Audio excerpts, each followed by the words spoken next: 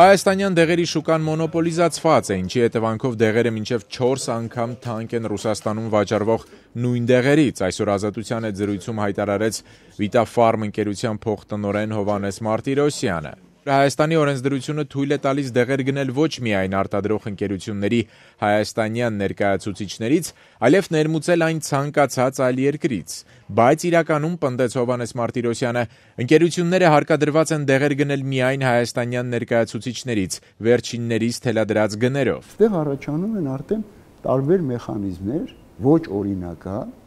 որոնց օգնությամբ նա պահպանում է իր շահերը Հայաստանի շուկայում եւ արգելում է որոշակի մեթոդներ եւ գործիքներ օգտագործելով, որ ուրիշները ներմուծեն։ Գործարարը պատմեց, թե հայաստանյան դեղերի շուկայի մոնոպոլիստները, արտադրող ընկերությունների ներկայացուցիչները ինչ եղանակով են խոչընդոտում այլ ընկերությունների կողմից նույն դեղի ներմուծումը Հայաստան։ Ցանկացած դեղ պետք է գրանցվի տվյալ սուվերեն երկրում։ Օրենքը ճիշտ օրենք է, որպեսզի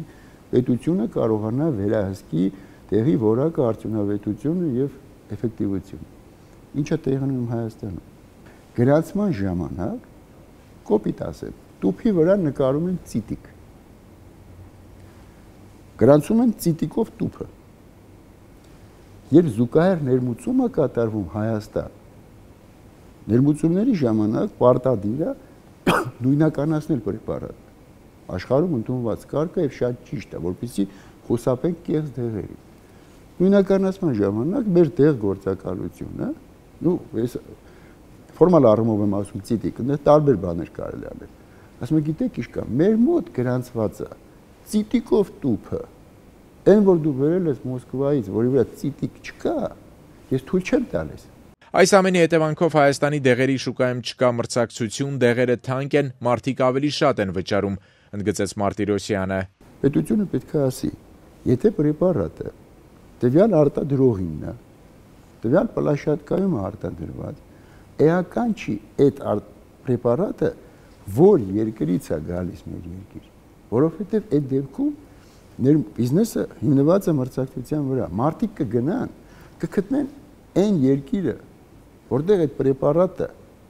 ինչ պայմաններից, տնտեսական պայման, էկոնոմիկական պարամետրերից ելնելով առավել էժան է դրված շուկայում, կբերեն էժանը, կլինի մրցակցություն, գները քիչն են։ Հիմա դա ինչու չի արվում։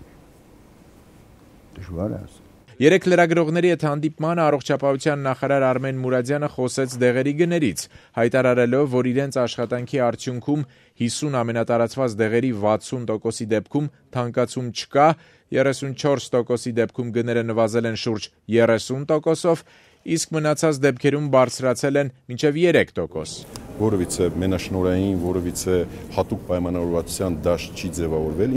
Սակայն այդքանով հանդերձ նախարարը տեղեկացրեց, Հայաստան ներմուծվող դեղերի մոտ 70%-ը պատկանում է ընդամենը 4 ընկերությունների։ 3-4 կազմակերպություններ՝ Վագա Ֆարմ, Նատալի Ֆարմ, Ալֆա Ֆարմ եւ Էսկուլապ մոտավորապես իրար հետ շուրջ 70%-ն է 4 կազմակերպությունը կազմում։ Որովհետև մեկը գերիշխող դիրք չունի։